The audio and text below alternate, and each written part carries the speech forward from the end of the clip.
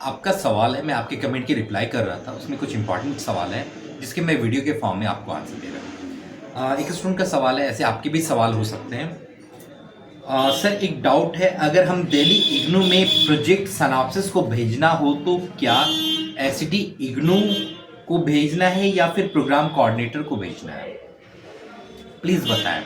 तो सबसे पहले आपको ये समझना है कि मोस्ट ऑफ द प्रोग्राम में आपने प्रोग्राम का नाम मेंशन नहीं किया है तो मैं एग्जैक्ट आंसर नहीं दे पा रहा हूं, पर मोस्ट ऑफ द प्रोग्राम में ये समझिए कि आपके जो सिनॉप्सिस सबमिट होते हैं वो आपके रीजनल सेंटर पे सबमिट होते हैं, ना कि इग्नू मैदानगढ़ी। तो अगर आप most of the programme like BC हो गए, एमसी हो गए, एमबी हो गए, एमकॉम हो गए, सबके जो सिनॉप्सिस सबमिट होते हैं आपके रीजनल सेंटर पे सबमिट होते हैं। अप्रूवल लेटर आपको यूनिवर्सिटी दे देती है और फिर प्रोजेक्ट रिपोर्ट भले ही आप चाहें तो कुछ प्रोग्राम के रीजनल सेंटर पे होते हैं और कुछ प्रोग्राम के इग्नू मैदानगढ़ी में होते हैं।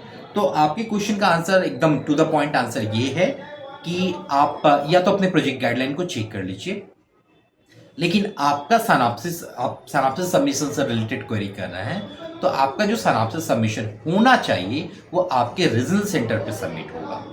अगर इनकेस रीजनल सेंटर डिनाइड कर देता है तब आप इग्नू मैदानगढ़ी को भेजते हैं, वो भी स्टूडेंट इवैल्यूएशन डिवीजन को भेजते हैं और ये कंप्लीट एड्रेस आपके प्रोजेक्ट गाइडलाइन में मेंशन होता है, ठीक है ना।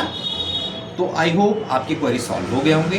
तो फर्स्ट प्रायोरिटी यही रखना है कि आपको अपने सिनॉप्सिस अपने रिस्पेक्टिव रीजनल सेंटर पे सबमिट करना है। अगर रीजनल सेंटर डिनाइड कर रही है तब आपको इग्नू मैदानगढ़ी के बारे में सोचना है। और project report almost regional centre भी एक्सेप्ट कर लेती हैं और कुछ प्रोग्राम में इग्नू मैदानगढ़ी को भेजना पड़ता है, तो वही स्टूडेंट इवैल्यूएशन डिवीजन में भेजना पड़ता है, ठीक है ना। और कंप्लीट एड्रेस आपके प्रोजेक्ट गाइडलाइन में मेंशन होती है। आई होप ये क्वेरी आपकी सॉल्व हो गई होगी, ठीक है।